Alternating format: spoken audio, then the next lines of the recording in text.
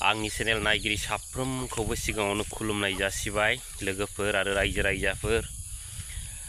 दा दिनै नोंथांमोनजों मोजां गाज्रि दान्दिसे सावरायनोसैलाय आरो नोंथांमोना लाइक शेयार आरो कमेन्ट खालामनो दाबाव आरो बै थालिर बिफाङाव थिरफोर गावनाय बायदि गावनानै हो थिगसे माने हाबनानै माने बख'नो हायै ओरैबायदि गाव आरो दा खावलायबाय लोगोफोर। दा दिनै फंनैसो खोथा सावरायनोसै नङा होमब्ला। दा दिनै जों बेखौसो सिन्था खालामनांगोन लोगोफोर नङा होमबा। दिनै जोंनि बर' हारिया बिराद माने फारसेथिं खैफोद आरो बेसेबांबा गिदिर जेंनायाव गोग्लैनानै दं नङा होमबा। दा ओरै फारसेथिं मा जागासिनो दं माने बिराद लालि माने ट्रेक्टरनि आर'नाइ गाननायनि सुरु जागासिनो दं रायजोफोर। दा नोंथांमोनाबो बै ससियेल मिडियाफ्राव थांनानै नाय नङा होमब्ला। दा दिनै जों बेखौसो सिन्था खालामनांगोनब्रा लोगोफोर नङा होमबा। जोंनि बर' जाथिया मा लुबैमारदों, रायजो राजा आइ आफाफ्रा माखौ लुबैमारदों, जों दिनै बेखौसो सोंनांसिगोन रायजो राजाफोर नङा होमबा। दा जोंनो बर' हारिनो गाव गावनि मोनसे गेरेमसा हारि दानायखौ लुबैमारदों ना बै थाखा फैसानि उन खारफानानै माने नैबे बर' जाथिखौ माने बिराद जोबस्रांनाय लामायाव लांनो सानदों बेखौसो सोंनांगोन लोगोफोर। दा बिनिफ्राय दुखुनांथावसिन जेबो गैया। दिनै थाखा फैसा होननानै थाखानि उन खारफादों लोगोफोर नङा होमबा। आयै थाखा होनलाबायनानै नागिरलाबायदों बै सिमांफ्राव थाखानि अखा हानायफोरखौ मानि खुनथुमनाय बायदि। जेब्लानाखि मोगथाङाव सिरि मोनो अब्ला गैया सिमांसो। बै थाखा खुनथुमनाया माने सिमांनि बाथ्रासो नङा होमबा। दा दिनैनि दिनाव बेफोरखौनो बुजिनो रोङा। दा लोगोफोर मालाय बै प्रमद बन्दु बिथाङा मालाय खामायगबाय नङा होमबा। दा बिथाङा दिनैनि दिनाव मा होनो दरफोर हाबजालायो मानि गेन्द्रा देरबाय आरो। दा बिथांमोननि थाखाय हाबनो थाखाय गोदान दरसो बानायजोबनांगौ जाबाय। माराथो डेन्जार नङा होमबा। दा दिनै बिथाङा गिलु फालु खामायबाय जाबाय लोंबाय माने संख्ल'बाय नङा होमबा। नाथाय दिनै माखासे मानसिफ्रा खि गादलाबाय प्रमद बर' बिथांनि खिनायखौ मोजाङै गादलाबाय लोगोफोर। बै दिपेन बर' बिथांमोन आरो गोबां डाइनामिक बर'नि लिडारफ्रा दिनै खि गादलानानै बिथांमोनहा मोनामजाबाय रायजो राजाफोरजों। चेन्नाइयाव थांदोंमोन, बेंगलराव थांदोंमोन, गवायाव थांदोंमोन नोंखौ जुलि लानो रां खामायनो। नाथाय न'आव फैफिनना नुफैबाय नोंहालाय माथो सोरजोंबा जुलि जामारबाय। लोगोफोर नोंथांमोनाबो मा होनो बै बिटिआर एग्रिमेन्टनि सिमां रायजोआवनो बिराद गोदो उन्दुनानै थादो। खिन्थु बबे बारहुंखाया बारबोगासिनो दं माने बेखौ जुदि बुजिनो रोङाब्ला आरो नोंथांमोना सिरि मोननो रोङाब्ला माने सेस बै मा होनो बेंगलराव थांनानै माने थाखा खामायनानै बै हिन्जाव लानानै माने गोदो रायजो जानाय आलो गोजोन रायजो जानाय माने संसारा दिनै मा जानोसै सिमां जानो थांगासिनो दं। जेब्लानाखि बिथाङा माने गुबुन देशआव थांनानै थाखा फैसा खामायनानै संसार जानो न'आव फैफिनो नङा होमब्ला बै समाव मालाय गुबुनजों ब्लड थांबाय नङा होमबा। बेफोर बिराद मोजां गान रायजोफोर।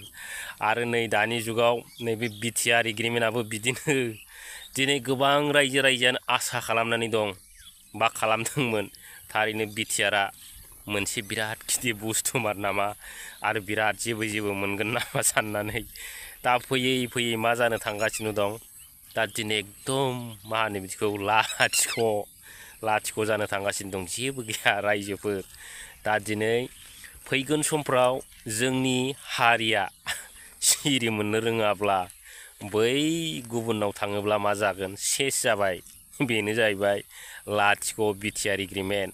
दा बै बेंगलराव खामायनानै फैनानै रायजो जानो नागिरनाया दंस' जानाय बायदि नैबे बिटिआर एग्रिमेन्टआबो बिदिनो लोगोफोर सिन्था खालाम।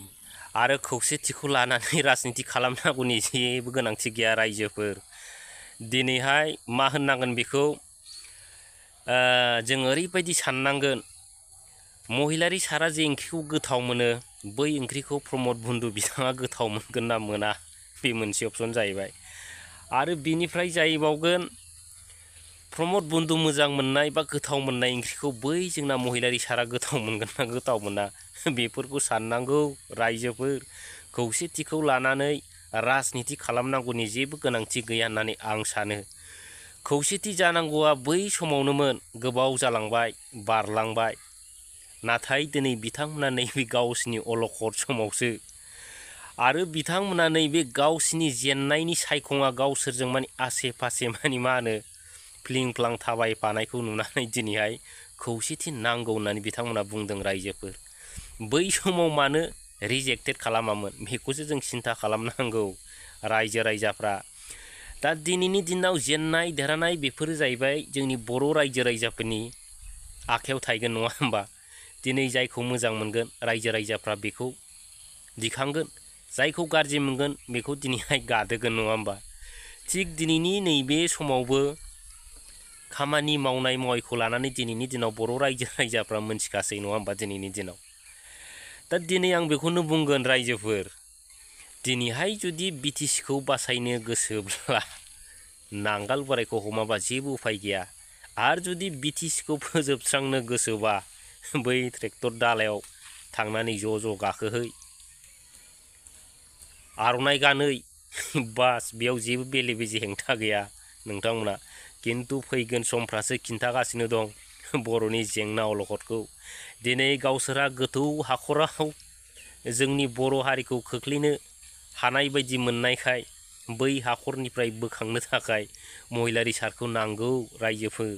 बै समाव नाङामोन आरो दिनैबो बिथांमोना जेब्लासिम गावसिनि नैबे माने टार्मसा जोबा माने बे समसिम बिथांमोना खेलें खेसेङैनो गोरोबनायनि खोथाखौ लांबाय थागोन आरो मा। ओमफ्राय जेब्लानाखि बिथांमोना बै टार्मसा जोब्बाय अब्लासो खौसे जानांगौ होननानै बुंगोन रायजोफोर। बे समखौ नोंथांमोना नेनानै था। आरो फाइनालाव गोरोबबायबो रायजोफोर नङा होमब्ला। दिनै बबे मोनसेखौ इमप्लिमेन्ट खालामगोन, बिटिआर ना बिटिसि, बेयावबो मोनसे जेंना सोमजिगोन। आरो दिनैहाय राजाखौ सोर जागोन बेयावबो मोनसे जेंना सोमजिगोन। नंखायनो बै समफ्रा जाहाथे फैया नङा होमब्ला। दा बै समनि बानाय जानायखौ सिन्था खालामोब्ला जोंना महिलारि सारा होननो रोंनांगोन हु आर इउ प्रमद बर', हु आर इउ दिपेन बर'सो होननो रोंनांगोन। तार सारा जेबो लाब गैया। जिहेथु दिनै बर' रायजो राजाफोरनो जुदि बिटिसिखौ नांगौबा नांगालाव माबादो हमदो, आरो बिटिसिखौ फोजोबनो गोसो दंबा ट्रेक्टराव गाखोदो आरो खुनु झामेला गैया रायजोफोर। बेल'नो मोननै अपसन नङा होमब्ला। दिनैनि दिनाव नोंथांमोनजों बिराद खोथा सावरायबाय नङा होमब्ला। दा जोबनायाव आङो आंनि पार्सनेल हिसाबै बुंनो सानबाय आरो फंनैसो। दा दिनैनि दिनाव माने गोरोबलायनो हायोबाथ' बिराद मोजां नङा होमबा। आरो जुदि बायसान्सआव जुदि गोरोबलायनो हायाब्ला माने नांगालखौ दाबाव रायजो राजाफोर। बेल'नो मोनसे अपसनसै। जायनाखि बिथांमोना माने ट्रेक्टराव राजनिति खालामदों, बै राजनिति खालामग्राफोरनिफ्राय आरो डाबल माने राजनिति खालामग्रा दंबावो। माने बिसिनि थाखायबा खुनु माने मा होनो बेखौ बर' जाथिया गोरोबनाङा ओमफ्राय दंस' जानांगौ आरो। दा बेफोर सोर बे रायजोफोर। दा बेफोरनो जाहैबाय मोनफ्रोमबो भिडिअ'आव गाज्रि कमेन्टजों नांलाय हरग्रा बै खर' गेसावफोर रायजोफोर। नोंथांमोना मोनफ्रोमबो भिडिअ'आव बै गाज्रि कमेन्ट खालामग्रा आरो बै UPPL एबसु सापर्टारफोरनि कमेन्ट्सफोरखौ फल' खालाम। अब्लानो बिथांमोना हारिखौ मा लामाजों लांनो सानो बेखौ बुजिगोन रायजोफोर। नंखायनो फाइनालाव बुंबाय माने दिनैनि दिनाव बयनिफ्रायबो देरसिन माने राजनिति दैदेनगिरिया जाहैबाय बै सापर्टार माने कमेन्ट्स खालामग्रा। दिनै बिथांमोना माने खुनु माने सेन्सआव गैया आरो। दिनै दैदेनगिरि बिथांमोनहानो दिनै बुजिजोब्बाय जाथिया अलखद जाबाय बा जानो थांगासिनो दं होननानै। नाथाय बै जायनाखि बिथां सापर्टारमोन माने UPPL एबसुनि सापर्टारफोर, बिथांमोना दिनैनि दिनाव खुनु सेन्सआव गैया। दा बिराद लासिंसिं।